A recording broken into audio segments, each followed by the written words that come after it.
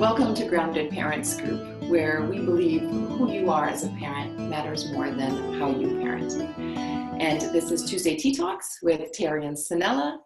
Hello. Hello. Oh, it's so lovely to see you again. Yeah, you too. Good morning. Good morning. Good morning. And today, Tuesday Tea Talk is quite special. The topic we are talking about today is about how do we, as parents, manage our reactions when we get triggered by something that our kids do. How do we keep calm and respond to what they're doing in a way that makes us proud and makes us in line with how we want to be? You know, it's those moments where you finish interaction and you think, oh, how did that happen? Yeah. So, you know, I feel very much taken out of my control, whether that is in a big or small way, it doesn't really matter, but it's, you know, I feel I've been triggered and then just reacted to it instead of responding to it. Well, that's what we call it, right? We're like, I totally lost control. Yes. I flipped my lid, meaning like my brain was elsewhere. I don't know, words were coming out of my mouth that afterwards I just regretted. Yes. Yeah. So what's happening? What happens to us? What I think is helpful for me in understanding these situations, understanding physiologically what was happening in that moment. And when I learned and understood the science behind it, it helped me kind of at least forgive myself, understand that there was something kind of very biological happening to us in these moments. So, you know, the first thing to say is that our brains are wired for safety, not for happiness. So we have a part of our brain that is, they are sort of working like a thermometer to measure when we're under threat, right? And this is a very prehistoric part of our brain.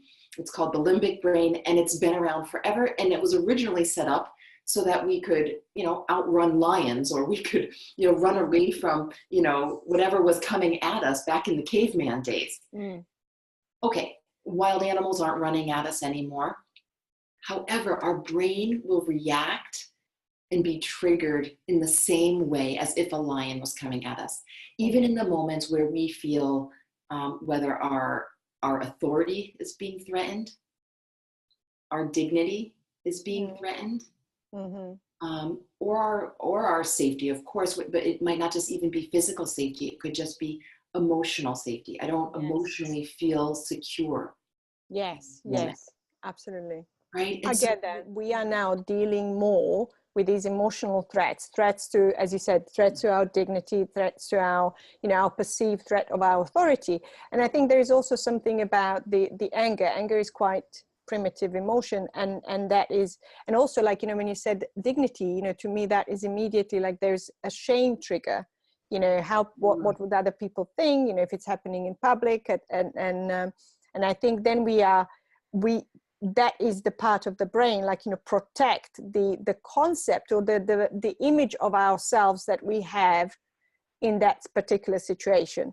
Yeah. So I totally get that. So we lose the connection once that is flipped, the flight, fright, and or freeze is evoked to protect us. Exactly. We lose the connection with the rational brain. Yeah. Think about what happens, you know, back in the day, it's the same response. When a lion was coming at you, you don't have time to think and rationalize analytically. Can I outrun that lion? How fast is the lion coming? How much distance is there between me? You don't have time for that, right? Your brain has evolved in a way to stop thinking. So that's why you literally flip your lid. This part of the frontal part of your brain, the frontal cortex, is just not engaged anymore, right? We don't have time to think. We just have to react. You're either going to fight or you're going to flight. You're going to run or you're going to hide. Same thing happens in these moments where we are threatened today. You know, our dignity or our respect or our safety is threatened, and we perceive that emotional threat.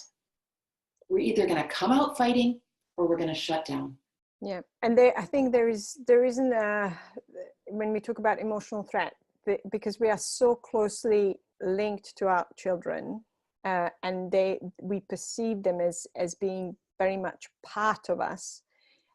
So the threat is very real, and that goes with people we are very close to. And I think this is why, as far as I understand, this is in the same way we are very critical of ourselves, and we can be quite harsh and on ourselves. I think it's kind of that same sense that we have with people we love, because the threat, the emotional threat is so real, and you can feel it.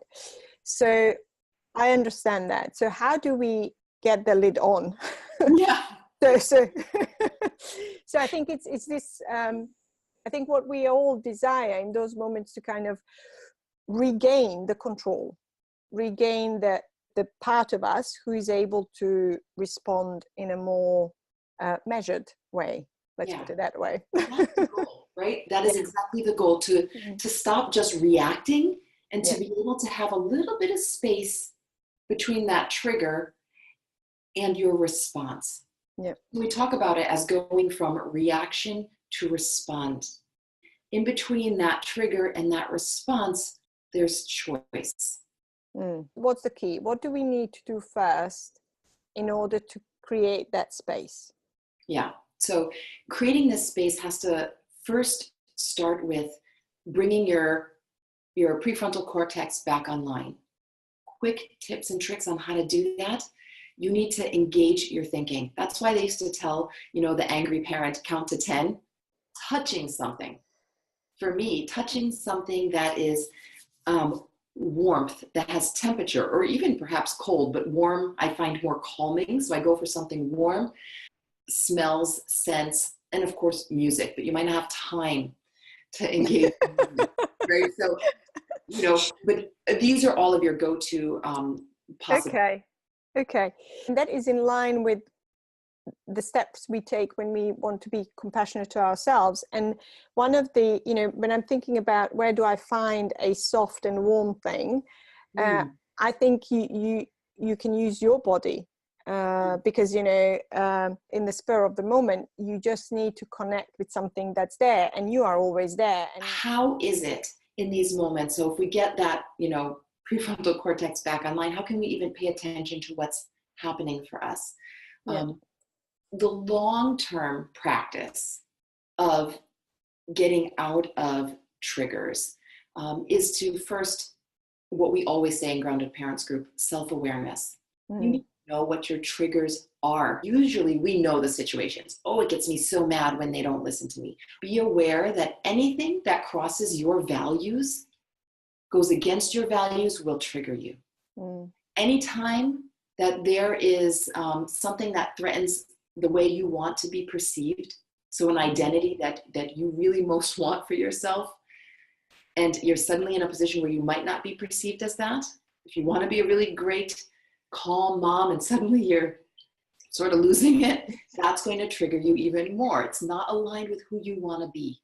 And so all these things snowball. So awareness is one. The second part is about the body. And I really believe in somatic work and embodied parenting, embodied leadership, understanding not just physiologically what's happening in our brain, but then using our body to gain this calm, as you say.